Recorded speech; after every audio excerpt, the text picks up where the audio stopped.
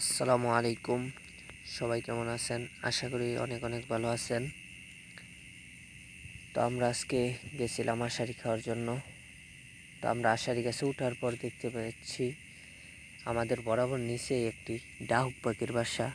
তো ডাহুক পাখিটা বসে ডিমের মধ্যে তা দিচ্ছে। ওই যে দেখা যায়,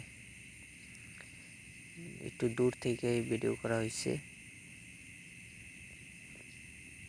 ডাহুক পাখির বাসার কাছেই ছিল একটি ভীমরুল বা বল্লা, যাই বলেন আপনারা। তো এটার বাসা আর কি, যদি কাছে যাইতাম হয়তো কামড় দিত, এই কারণে আর কাছে যাই নাই।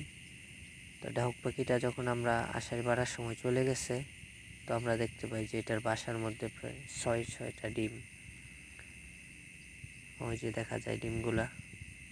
আর এই যে তার পাশেই দেখেন বল্লার বাসাটাও দেখা যাচ্ছে। এই কারণে আমরা আর কাছে যাই নাই, দূর থেকে ভিডিও করছি।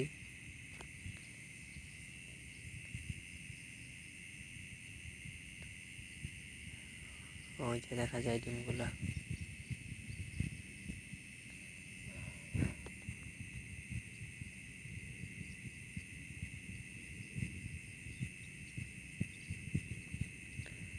এই যে আমাদের পাশে আষাঢ়ি।